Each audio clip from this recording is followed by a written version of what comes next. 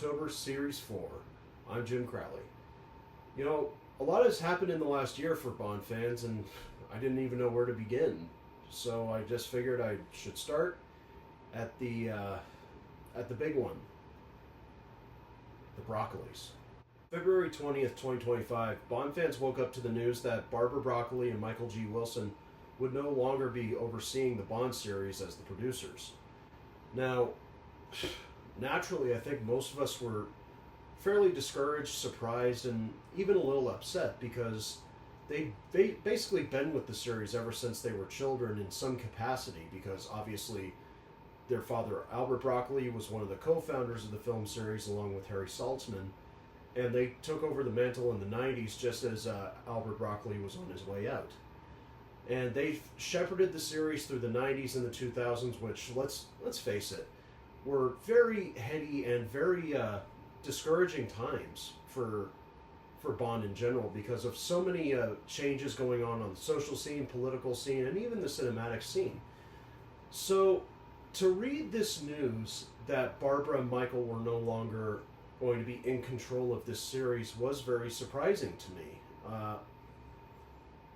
However, as we'll discuss later in this video, I'm wondering if it was almost inevitable based on what's been happening in the last couple of years. But I think to start off, we need to look at just what their history has been. Michael's been involved in some capacity since the early 60s, as he's much older than Barbara, and eventually became a co-writer along with Richard Maybaum, and a producer of sorts along with Cubby. And Barbara actually started off, taking on assistant jobs. Particularly, she was an assistant director on Octopussy. And eventually, when the series went into limbo in the 80s, there was this sense that Bond may not even continue. But in the early 90s, it was announced that the Bond series would be continuing. However, Cubby was going to be taking a step back and allowing Michael and Barbara to shepherd the series from that point forward.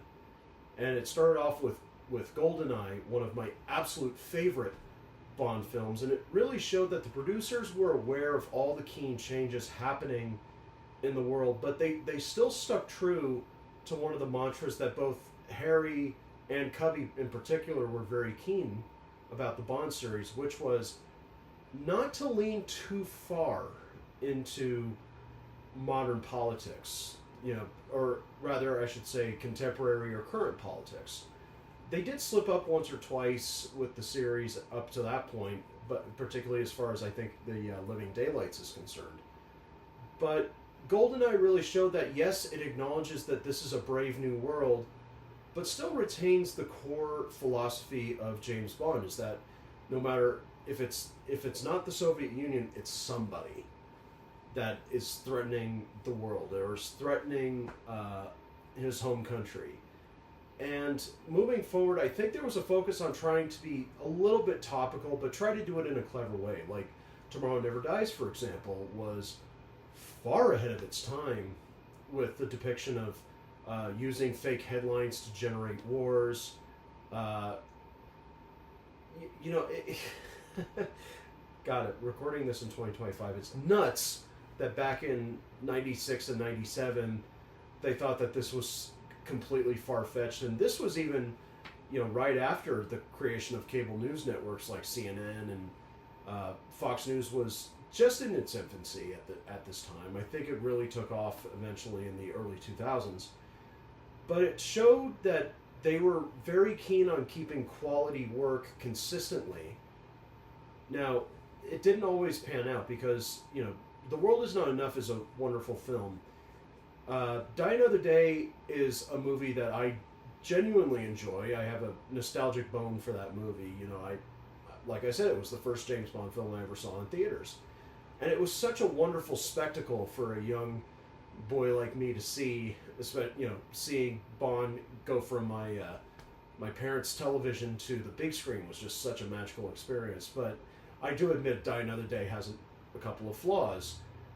And unfortunately, that also started to herald kind of this up-down quality to some of the Bond films moving forward. They would go from the highest of highs like Casino Royale and Skyfall to lowest of lows with Spectre, which I just don't think is a very good film, and Quantum of Solace, the worst Bond film and one of the worst films I've ever seen. So it's so incoherent.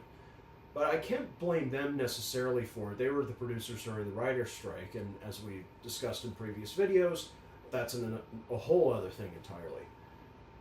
But one thing that remained consistent that I've noticed in interviews, behind the scenes, documentaries, and even what Barbara and Michael often say to the press these days, was they always wanted to focus on two things. One was being authentic to Ian Fleming, because more often than not in the early days, even with Cubby and Harry, and eventually Cubby running things on his own, they didn't always stick to the true spirit of Fleming. They would sometimes chase trends, or they would go for the theatrical, or they would go for the obvious stunt or the obvious political track, and sometimes it didn't quite work.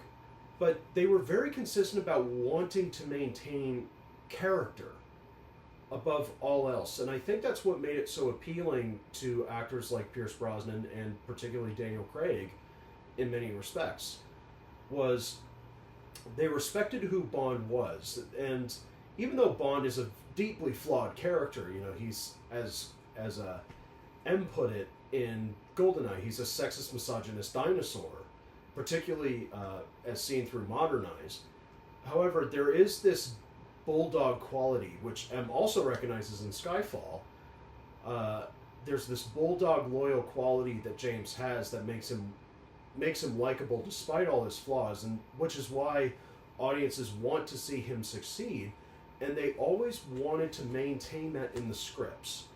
They wanted to present James with a good challenge, and sometimes maybe even change his character just a little bit, or sometimes explore those parts that were possibly suppressed during the 70s when people didn't really care much for the intricate spy work, or even some of Fleming's brilliant character choices, that they were just there for stunts and action and all whatever have you, which is a fair assumption to have. But I think what Barbara and Michael understood brilliantly, and I think Michael eventually got this after writing a couple of the scripts during the 80s, which was, there has to be something underneath. Like any good producer will insist upon for their product, is there has to be something the audience can connect with. And sure, audiences can connect with an explosion, or they can connect with Bond using a very clever, cool toy from Q. But I think the real case of what made them great as producers was watch GoldenEye and watch Casino Royale. Those films feel ripped right out of Fleming, even though GoldenEye was not necessarily ripped out of a book or any of Fleming's stories. It was, obviously, GoldenEye was the name of Fleming's estate, but that's beside the point. Both films have a tone, and I think that's also a credit to Martin Campbell, and they were very smart to hire him twice, was the tone was consistent. The tone was that of, there's going to be extraordinary things that happen in this movie, but this feels like something that could happen. And they wanted to make sure that they didn't lose sight of that in the character of James, or even the villains for that matter. All feel very real world, and I think that's what their big legacy was, is they updated Bond for a modern world twice, and they, more often than not, did a brilliant job with it, and really shepherded these filmmakers, actors, stunt crews to really kind of redefine Bond at these very critical times when he almost seems passé, or they almost start to trip up on themselves. Now, unfortunately, there is a downside to that, and I think Quantum of Solace and especially Spectre kind of fall into this category, because Casino Royale was so well received when it came out, not only by critics but by audiences as well, that I think they wanted to try to double down on the darkness of it and the grittiness of it, but unfortunately I think they didn't tell Mark Forster I don't think they really gave Mark Forster a lot to work with, and they didn't give him a lot of restraint either, which is why I think Quantum of Solace is such a mess.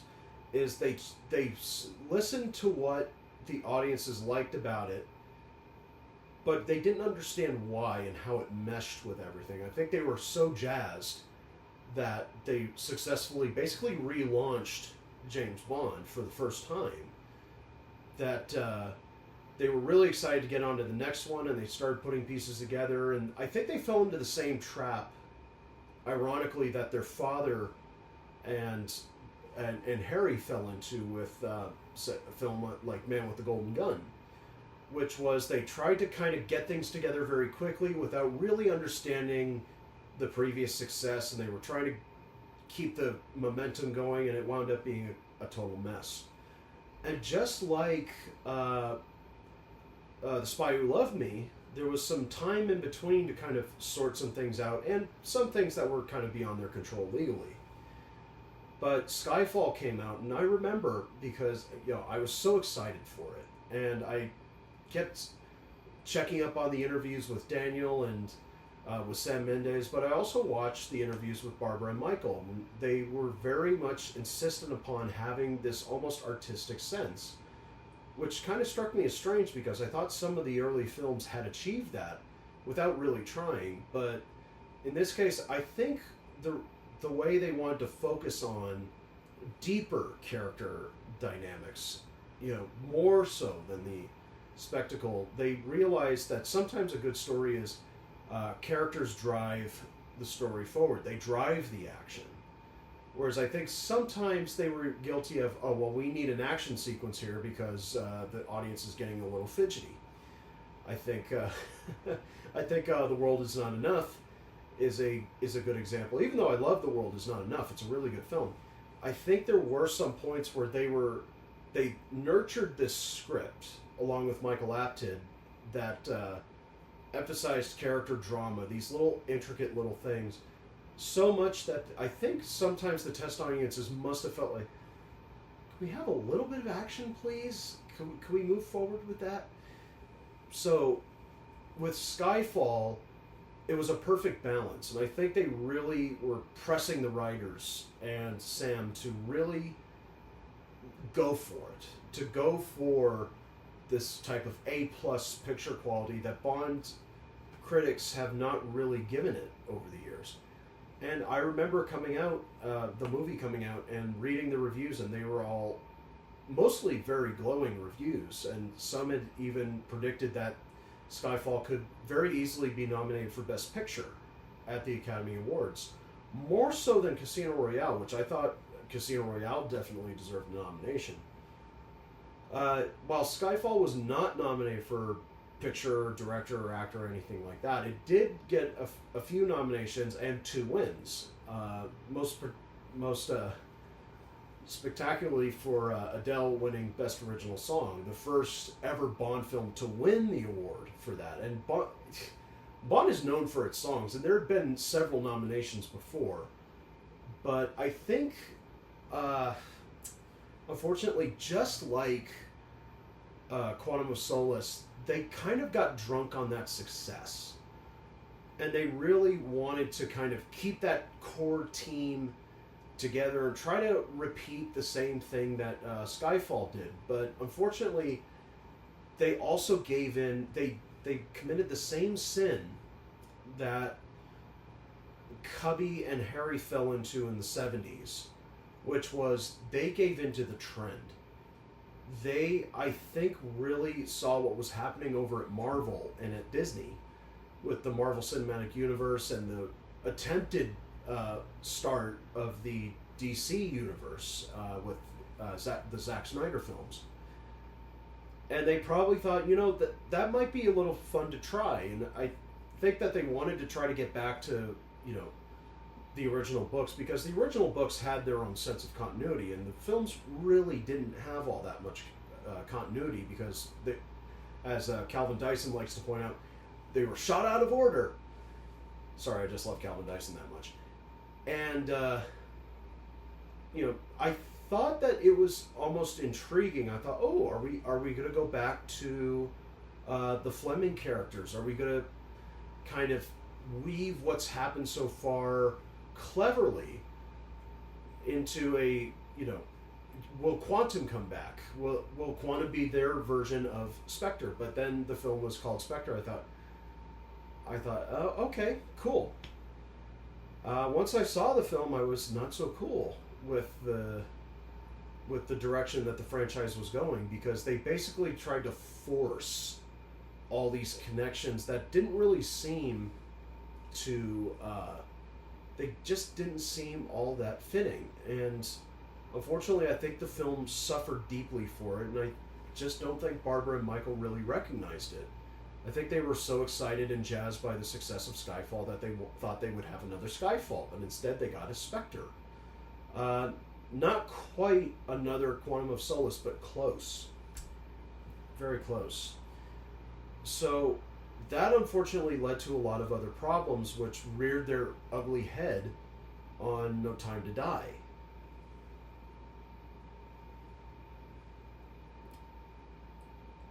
I'll admit, in the previous seasons, No Time to Die has been the most difficult film for me to really discuss, because, as I said, it has some of the best stuff of the modern Bonds in there, but it also has some of the worst stuff. I think this was a case where they still were trying to chase a little bit of the prestige that Bond was suddenly enjoying because of films like Casino Royale and Skyfall's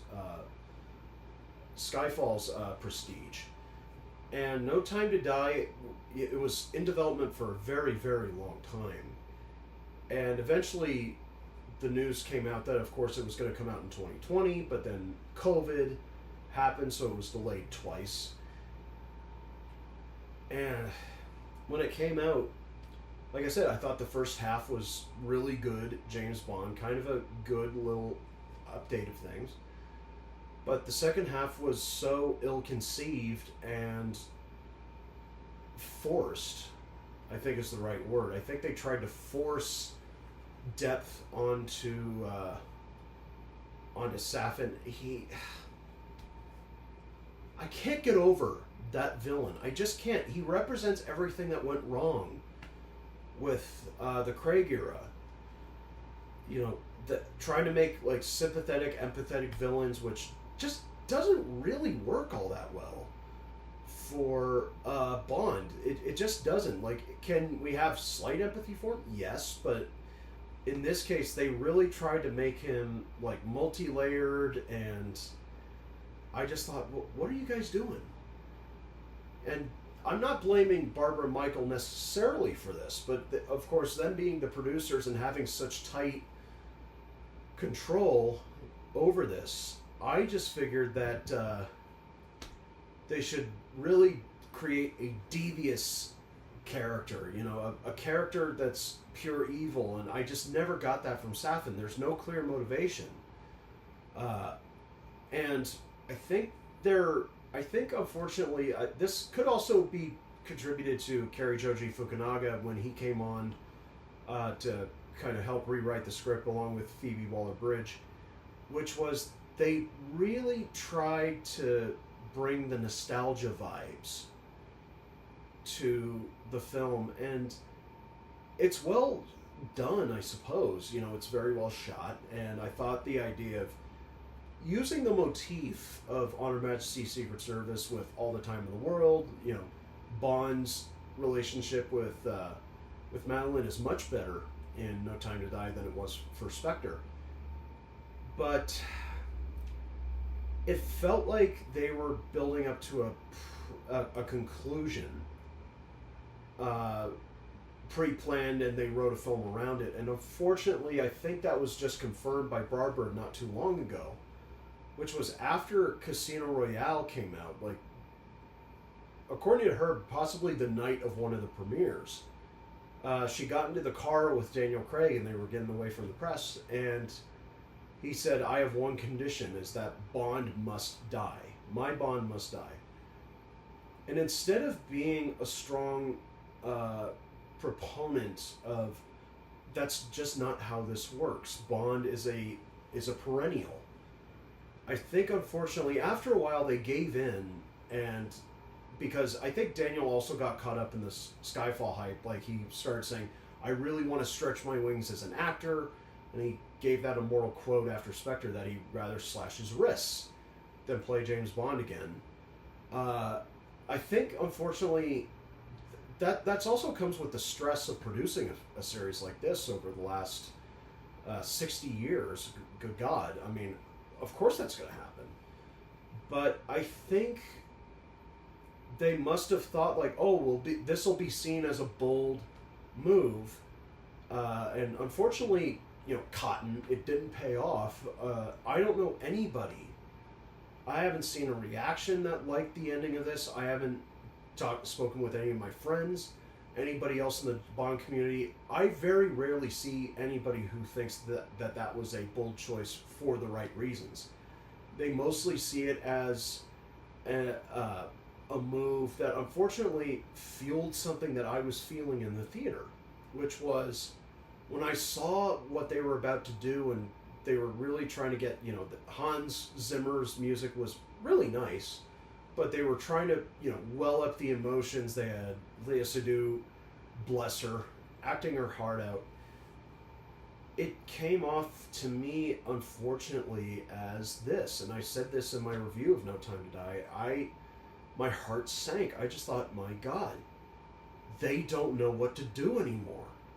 I think because Bond has come under such harsh scrutiny and criticism about his sexist, misogynist dinosaur ways, particularly in the last 10 years, with the rise of internet culture and cancel culture and all these things, not directly affecting things, but I think it created enough of a conversation that, like I said before, Barbara and Michael really do listen to a lot of the criticisms. Sometimes they just don't act on it. They want to march their own tune, which is perfectly fine.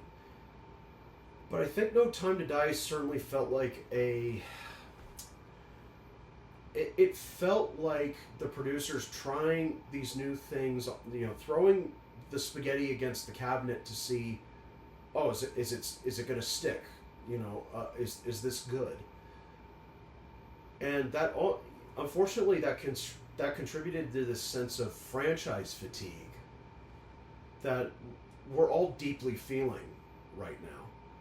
So I think decisions like that unfortunately laid the groundwork for what happened with Amazon.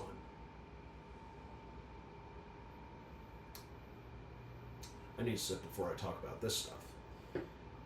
So when this news broke back on February the 20th, it took me a couple days to just kind of wrap my head around this. Like, wow, Michael and Barbara aren't going to be with the series. Broccoli is not going to really be the producer of Bond. It was almost like, are you taking Walt Disney's name off of films? It's become such an institution for me that I was talking with Parker about this, and he says, "Are you going to do a special video?" I said, "No, I'm going to wait, because something about their explanation just seemed a little too simple." And this is on Amazon's end. Barbara and Michael hadn't been quoted just yet. I just thought, this is too simple. Like, something else must be at play. And a couple of thoughts struck me. One was that both Michael and Barbara in particular, were interested in producing some other things, other films outside of the Bond series. They created a film called The Rhythm Section, which I didn't care for, really, but I just thought, okay, well, trying to start a female-led spy franchise. They've been trying to do it for years with, they tried to do one with Wei Lin, they wanted to do one with Jinx, and it never quite worked out. And the film, unfortunately, wasn't that great. I think it was very misdirected, and the script was not particularly good. But I think it showed that they were trying to stretch their wings a little bit outside. And Barbara I think has been a little more successful. Michael's gone on to different things. He's officially retired from producing, and he wants to pursue other interests, which is wonderful for you, and you've certainly earned it. And Barbara's earned it as well, and she's starting to produce other films, like smaller uh, films. Particularly, I think one of the most important films of the last 10 years, I would say.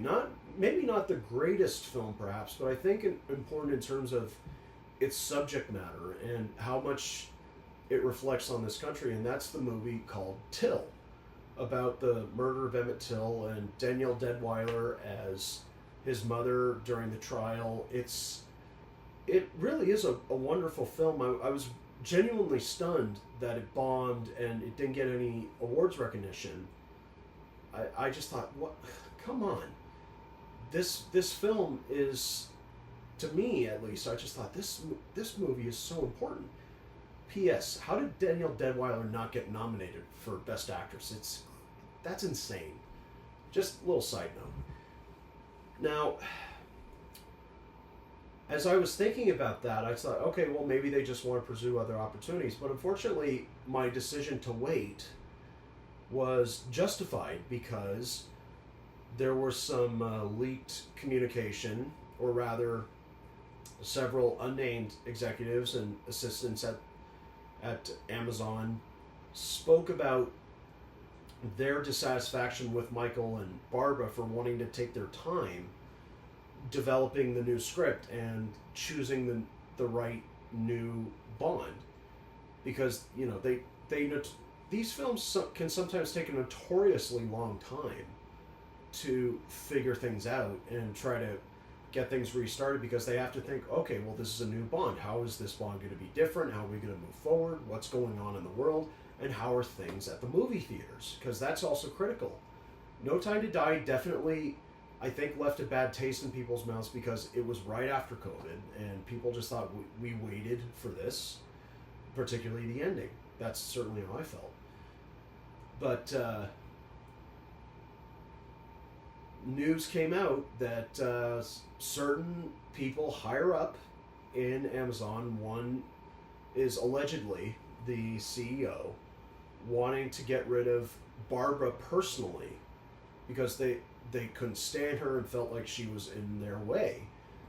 And Barbara, on her part, was trying to maintain quality because they wanted to start going in the direction, I think, that Marvel and Star Wars has gone into, which is an extended media universe. It's instead of having the mainline films and some licensed video games and some wonderful fan fiction, in novelized form, they want to do, a line of novelizations. They want to do more video games, TV series. I think even one of them even said we've considered animation, which is nuts for James Bond. There's just certain things that don't translate well to animation. Just look at James Bond Jr., for God's sakes. That was a mess. So it was disappointing that this almost felt like corporate maneuvering, which is almost what did Cubby Broccoli in a number of times, particularly when United Artists was changed over to MGM after the disaster of Heaven's Gate kind of forced a sale, and that got wrapped up in MGM. MGM has been bought and sold numerous times over the years, and now they happen to land under Amazon. So that's also what kind of had me a little distressed about this, was I just thought, the CEO has literally come out, and several other key executives have come out and said these people who have shepherded the series for years, and these people who are literally following in the footsteps of their father, and have grown up next to and involved with the series, they're in our way. It was such a cynical thing to see, because it just broke my heart a little. It's just like, wow, you put in so many years of your life onto this franchise, and these schmucks kind of say like, hey, you're in our way. which that's ridiculous. And so, so that's kind of why I've kind of been going on this rant. Is it's so disappointing that it's ended this way for Barbara and Michael. Now it seems like they were perfectly fine to step aside eventually, but it just tells you a lot about where franchises are going. And I couldn't help but feel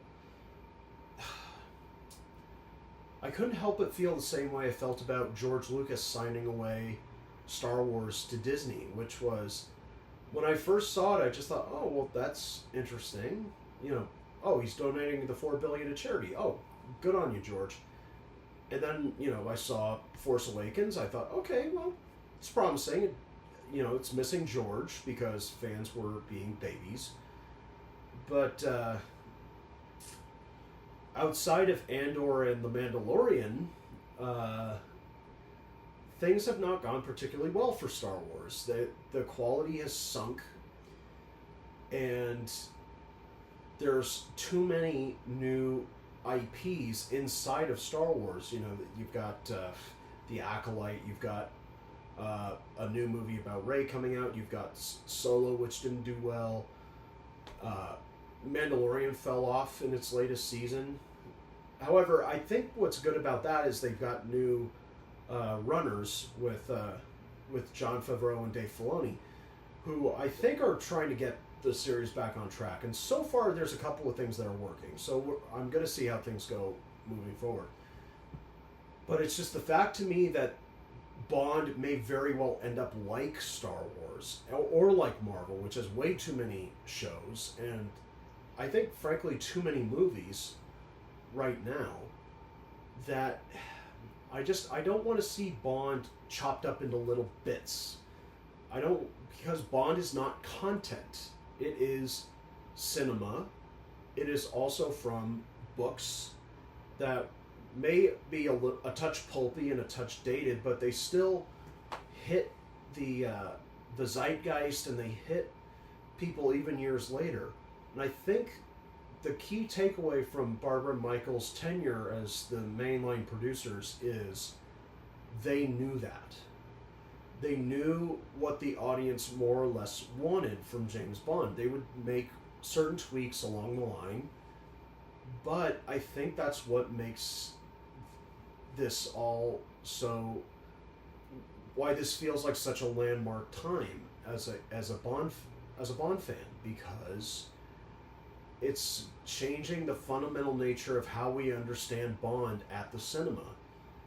And so I'm not going to write Amazon off completely, because they seem to be taking the right steps for at least the film and development. You know, we have a writer now with Stephen Knight, who I think is a very good writer. You know, Peaky Blinders, Locke, so many other good things. And they hired one of the best directors in the business, Denis Villeneuve, who's at the same level as people like Christopher Nolan, and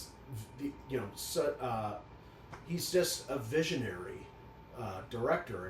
And I think his work on the Dune franchise showed that he can keep that kind of quality, even if it's going to be just a one-off, that he would approach this with class and insist on trying to make sure that the fans aren't shortchanged. So I'm not going to write off the new Amazon film franchise yet, because obviously they still have to shoot, they still have to cast James Bond, and that's going to be a very interesting adventure in and of itself. But that's kind of where the state of things are right now. So I do want to end this on a positive note, as I feel like I've gone on about this, but Michael and Barbara's reputations are sterling.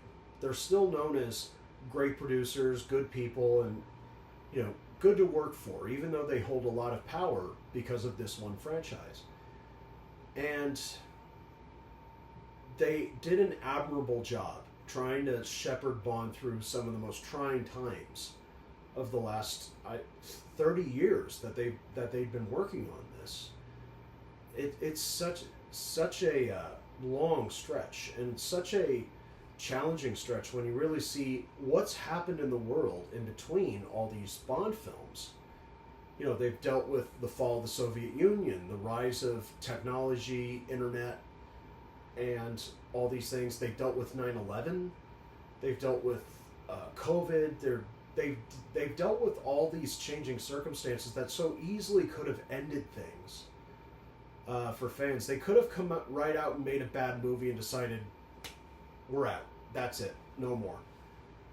So at least I feel like they went out trying to swing with No Time to Die.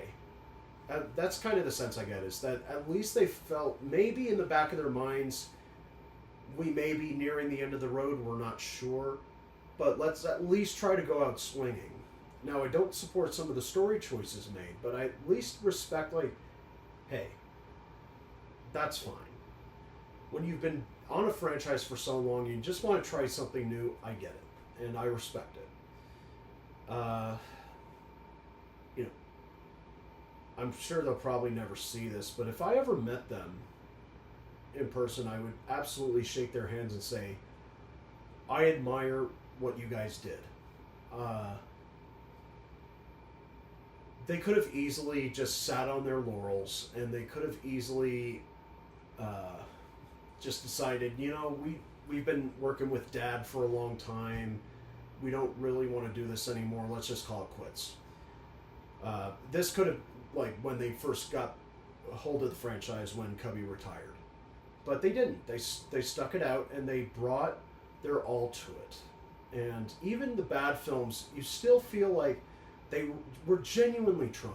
They were genuinely wanting a good product. Because the thing that I get from them, as well as what I got from Cubby before them and Harry, was they respected the audience.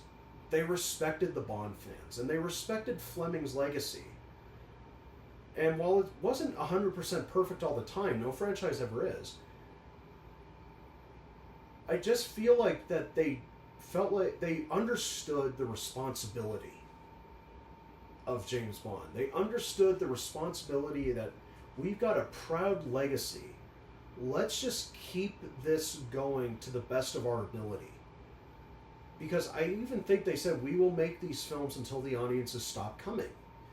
Now, obviously circumstances have changed, but I did get that sense from them every time I watched a new Bond film, was they really just wanted to deliver for us.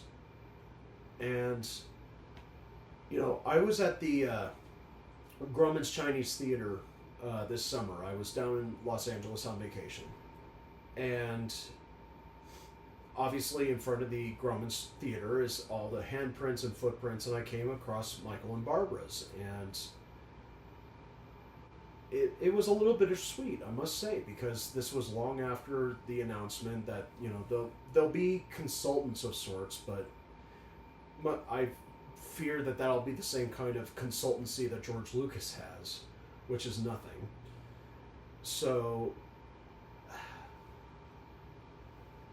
gonna pour a fresh one for a toast. So for Michael G. Wilson and Barbara Broccoli, I do want to raise a glass. Thank you both for everything. From the highest of highs to the lowest of lows, and just good solid entertainment in between.